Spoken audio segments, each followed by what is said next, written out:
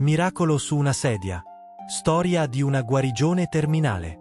Scrisse Santa Teresa d'Avila, grande mistica e dottore della Chiesa, nella sua autobiografia.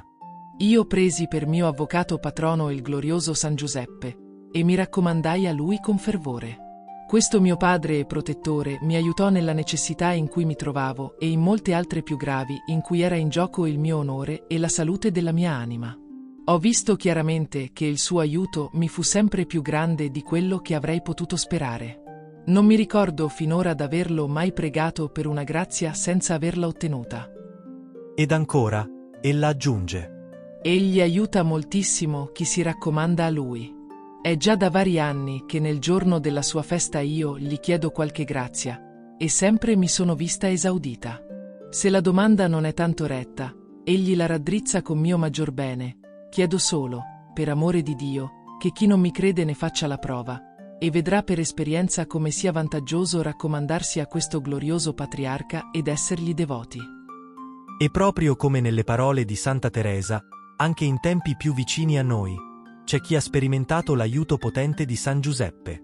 Ma c'è una storia che colpisce in modo particolare, una storia in cui non ci sono altari o apparizioni luminose.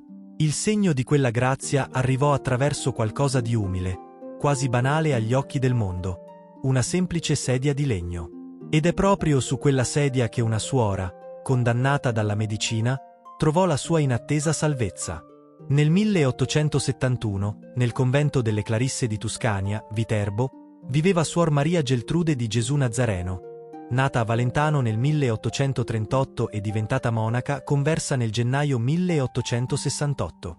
Da 3 anni era gravemente malata di un cancro giudicato incurabile, che le causava dolori atroci e un profondo turbamento, soprattutto per le frequenti visite dei medici. Costretta a letto da mesi, la mattina dell'8 marzo, mentre le consorelle erano in coro per la Santa Messa, vide aprirsi la porta della sua cella ed entrare un uomo. Sorpresa di vederlo entrare da solo, contrariamente alla regola del monastero che imponeva un accompagnatore, la suora gli chiese chi fosse. «Sono il falegname del monastero», rispose, e, prendendo una sedia, si sedette accanto al suo letto. Ancora stupita, ma fiduciosa, non domandò altro. «Che le succede?» chiese l'uomo. «Dicono che ho una malattia grave e non si può fare nulla», rispose lei con umiltà. «Confidi in Dio», aggiunse il falegname, poi si alzò e, con la stessa discrezione con cui era entrato, se ne andò. Mentre Suor Maria Geltrude parlava con lui, notò, come lei stessa dichiarò in seguito, che aveva occhi meravigliosi come 2 stelle, e mani così bianche e delicate da non sembrare quelle di un falegname. Al termine della Santa Messa, la suora infermiera passò nella cella dell'ammalata per farle visita e, con sorpresa, vide una sedia fuori posto. Mentre la rimetteva dov'era, chiese chi l'avesse lasciata in mezzo alla stanza, poiché ricordava bene che, prima della messa, aveva sistemato tutto con ordine. «Il falegname del monastero è appena venuto a trovarmi», disse l'ammalata. «Il falegname?» replicò stupita l'infermiera. «Ma è impossibile. Le chiavi del monastero le custodisce la madre badessa». «Sì, ed è anche rimasto qui un momento. Mi ha detto di confidare in Dio». A quelle parole, l'infermiera corse dalla madre badessa, certa che la malata stesse delirando.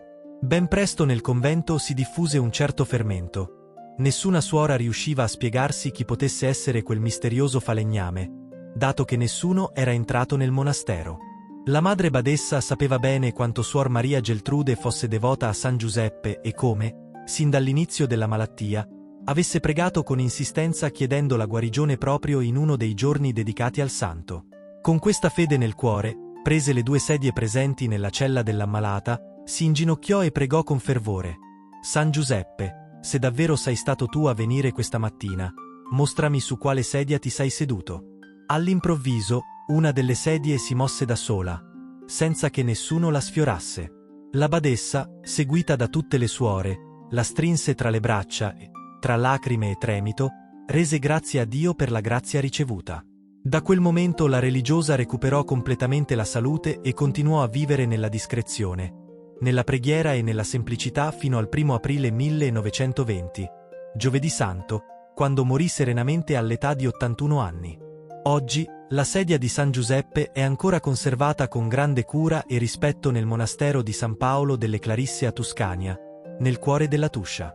Custodita all'interno di una teca nella chiesa del monastero, questa semplice sedia di legno è diventata un prezioso simbolo di fede e speranza per la comunità religiosa e per i tanti fedeli che ne conoscono la storia.